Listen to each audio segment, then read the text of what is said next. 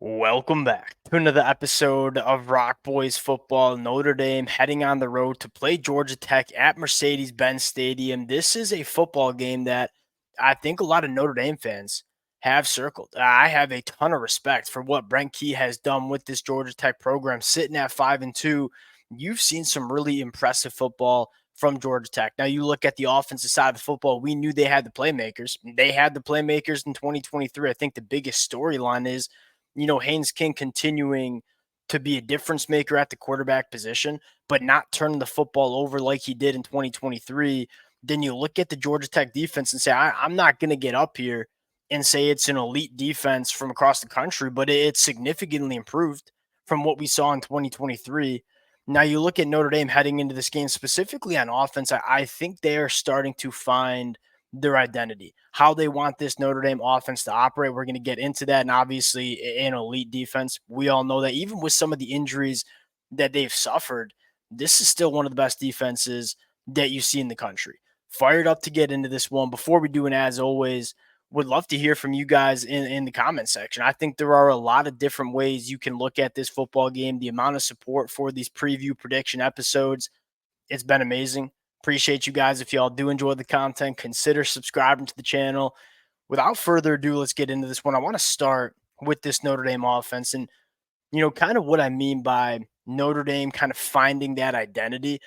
It's pretty clear what Notre Dame wants to do on offense. They want to lean on this rushing attack, not only Riley Leonard at the quarterback position, but the emergence of Jeremiah Love, this kid, and Price is a good running back too. Jeremiah Love's been incredible. Let me take a look. 62 carries. He's forced 29 missed tackles already, 6.8 yards per carry.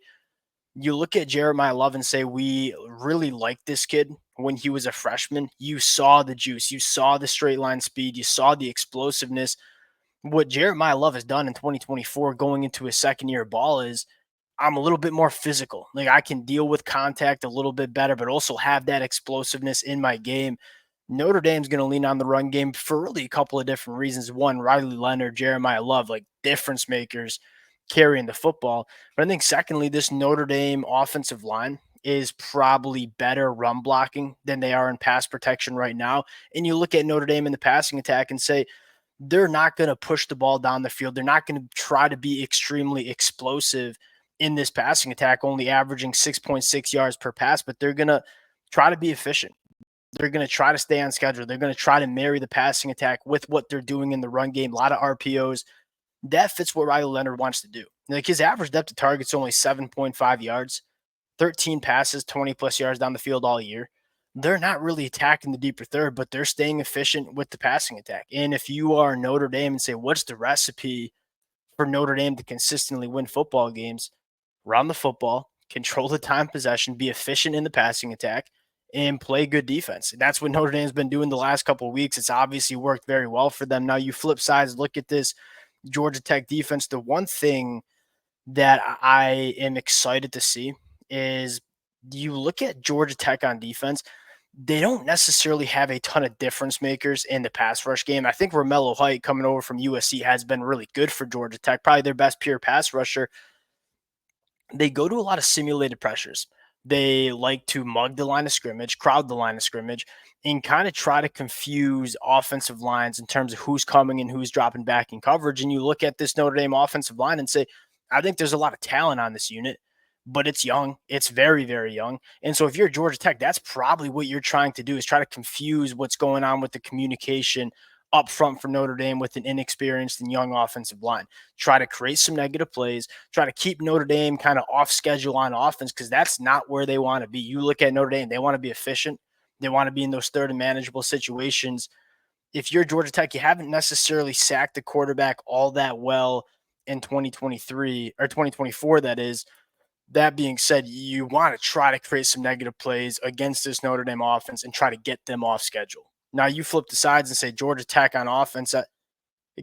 Honestly, kind of a similar offense. Like they're going to lean on this rushing attack. Haynes King, dynamic at quarterback. Justice. I mean, Jamal Haynes, one of the better running backs in the ACC. And you look at Georgia Tech, they run the football 57% of the time. That's top 30 in the country. They average 5.5 yards per carry. That's 15th in the country. And you're not necessarily pushing the ball down the field a ton, right? Haynes King, 6.9 yards, average depth of target. The thing with Georgia Tech that's really impressed me in 2024 is they're not taking sacks. Haynes King's only getting sacked 0.5% of the time. That's number 2 in the country. They're not turning the football over. That's kind of the recipe for Georgia Tech. That's what we've seen them do, and they've been able to move the football. And you look at the 2 losses they have specifically against Louisville, kind of just not operating in the red zone. And so if you're Georgia Tech, you kind of know you can move the football. You're playing a very aggressive and good Notre Dame front seven. Can you continue to keep the ball out of harm's way? Can you continue to stay on schedule with your offense? And then this is one of those games that if you want to beat Notre Dame, you got to execute in the red zone. Field goals will not be good enough to win this football game. When Georgia Tech gets inside that 20, you got to make sure you're coming away with 7 points. If you're Notre Dame, this is a really good defense. 11.7 points per game allowed, number 4 in the country. 4.1 yards per play. That's number 5 in the country. In elite secondary, that's giving up only 48% completion percentage to opposing quarterbacks. That's number 1 in the country. If you're Notre Dame here, what you're trying to do against Georgia Tech is, hey, we got to figure out a way to stop the run, which Notre Dame is quite good at. But I think more importantly, in this passing attack for Georgia Tech, it goes through 2 wide receivers. Eric Singleton, Malik Rutherford account for over half of the receptions that Georgia Tech has all year. They're really good wide receivers, but if you can try to take those wide receivers away and try to force Haynes King to go to some other targets, we haven't seen Georgia Tech necessarily be able to do that. Now, Notre Dame, obviously, with the injury to Benjamin Morrison, I still really do trust what Notre Dame has at the boundary cornerback spot. Really good safety play. This is I wouldn't say it's and I'll say it like this: whatever cornerback Notre Dame trots out there, I have pretty good confidence that they're going to be good football players. It just seems to be a program that consistently produces really, really good boundary cornerbacks. I kind of trust that even with Benjamin Morrison out, you're still going to get pretty good dang play from Notre Dame at the cornerback position.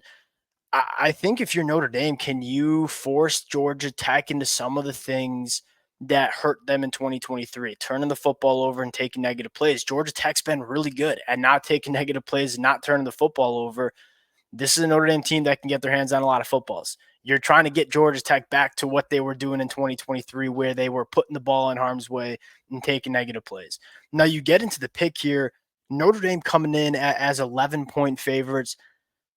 I'm going to take Georgia Tech to cover that number. And for a couple of different reasons. One, I think both of these teams are going to lean on the run game. So I think that clock is going to be ticking for a lot of this football game.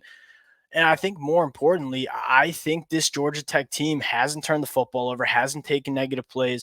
And if they can continue doing that against Notre Dame, I think they can keep this game within striking distance. Now, I'm not picking Georgia Tech to outright win this football game, but if you're giving me almost 2 touchdowns in Mercedes-Benz Stadium where you think there's going to be a lot of Georgia Tech fans, I'm going to be taking Georgia Tech to cover this number. I think it's going to be a really good football game. And if you're Notre Dame here, this is kind of another opportunity to notch a big win. You obviously have Army and Navy, 2 top 25 teams later on in the schedule. If you can get past Georgia Tech, I think it really opens up the runway for that college football playoff conversation. And if you're Georgia Tech and you can knock off a top 15 team ranked Notre Dame team, it kind of puts you in the top 25. There's a lot of buzz around Georgia Tech right now. If you win this football game, there's going to be a lot more buzz around Georgia Tech.